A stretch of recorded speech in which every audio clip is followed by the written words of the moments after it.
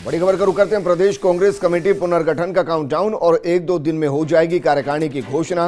List में पुराने और वरिष्ठ लोगों को मिलेगी तवज्जो। सूची में होंगे 35 से 40 नेताओं के नाम।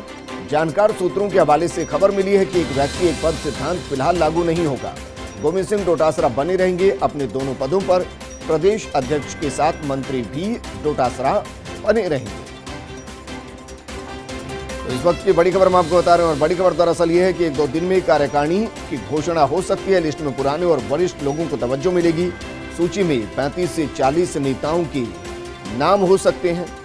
जानकार सूत्रों के हवाले से खबर मिल रही है कि एक व्यक्ति एक पद सिद्धांत फिलहाल लागू नहीं होगा। गोविंद सिंह डोटासरा अपने दोनों पदों पर बने रहेंगे और प्रदेश अध्यक्ष के साथ मंत्री भी डोटासरा बने रहेंगे। दोनों जिम्मेदारियों को बखूबी वह संभालते रहेंगे। हालांकि मंत्रिमंडल अगर विस्तार होता है तो उसमें उनको क्या जिम्मेदारी दी जाती है, ये मुख्यमंत्री का विवेकाधिकार, लेकिन प्रदेश अध्यक्ष होने के नाते वो जिम्मेदारी संभालते रहेंगे। एक व्यक्ति एक पद का सिद्धांत अभी फिलहाल लागू नहीं होगा।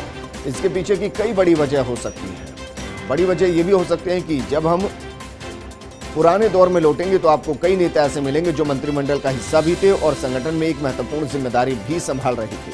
क्या उसी को ध्यान में रखते हुए एक बार फिर से एक व्यक्ति एक पद सिद्धांत को फिलहाल के लिए पोस्टपोन कर दिया गया है?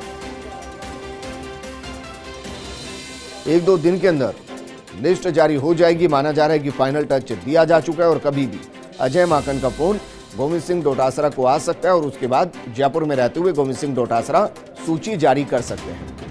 मेरी सहयोगी और दिल्ली न्यूज एडिटर अदिति नागर मेरे साथ जुड़ चुके हैं। अदिति, ये जो देरी हो रही है इसके पीछे की कोई खास वजह? देखिए, माना ये जा रहा है, जैसे अजय माकन का मानना है कि अब सब कुछ तैयारी हो चुकी है और आला कमान के पास मंजूरी के लिए लिस्ट को भेजा गया है। तो बस वो मंजूरी मिलने के बाद ही अजय माकन और डोटासरा दिल्ली के एआईसीसी दफ्तर से इसकी प्रेस कॉन्फ्रेंस करके इसकी घोषणा करेंगे। अभी 35 से 40 नामों की घोषणा होगी और उसके बाद अगले महीने में बचे हुए नामों की घोषणा होगी। लेकिन इसमें एक बहुत सारे क्राइटेरिया से सबसे पहले एक बड़ी बात यह है कि लगातार एक बात विजेंद्र हमेशा उठती रही थी कि सचिन पायलट डिप्टी सीएम भी हैं और पीसीसी चीफ भी हैं, एक पद एक व्यक्ति की बात थी। लेकिन अब इस क्राइटेरिया को बैक सीट पर रख दिया है कांग्रेस ने, यानी कि अगर डोटासरा के पास मंत्रालय है, वो मंत्री हैं, तो पीसीसी चीफ भी रह सकते हैं, ऐसे संकेत मिल रहे हैं। तो तमाम बातों को देखकर यही नजर आ रहा है कि जो मौज है वो एमएलए की हो गई है।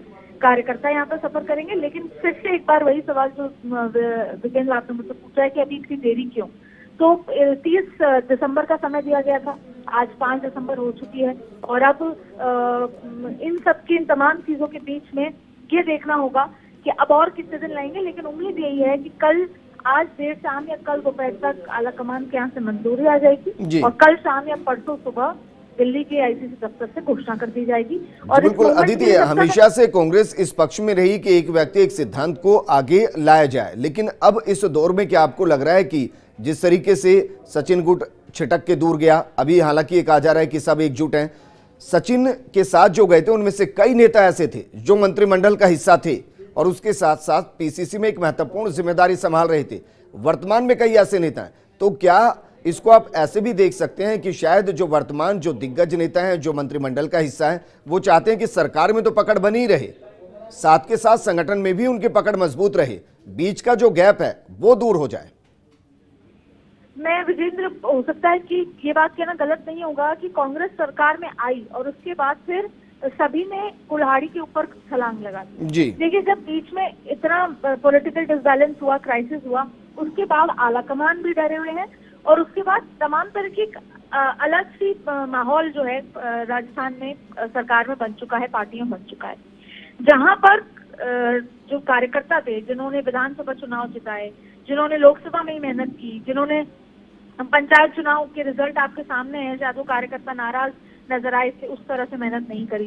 तो इन तमाम चीजों को देखते हुए अभी भी यही बात है, क्योंकि सभी एमएलए 102 एमएलए इधर और 19 एमएलए उधर, उन लोगों ने सरकार बचाने या गिराने जिसके लिए भी काम किया, अब उनको उसका रिवॉर्ड मिलेगा और रिवॉर्ड के चलते जो खामियाजा भुगतेगा वो होगा कार्यकर्ता।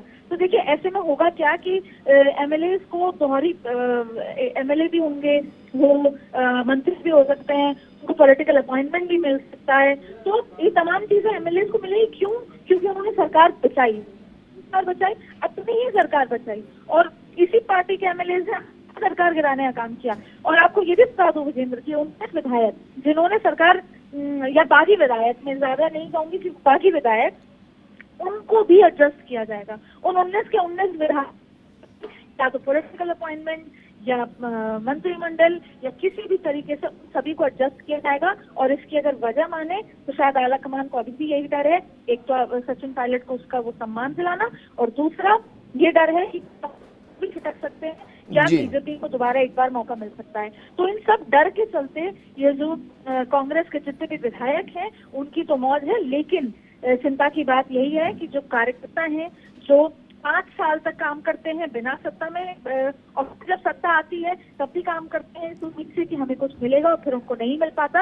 और यही आयरनी फिर 2023 में कांग्रेस को देखने को मिलेगी जब कार्यकर्ता अपना बिल्कुल अदिति, आयरनी तो है कि जिन विधायकों के जरिए सरकार बनाई जाती है अब कहा जा रहा है कि वो बाहर हैं और जिनके जरिए सरकार बचाई जा रही है उनके लिए कहा जा रहा है कि उनको पारितोष किया जाए।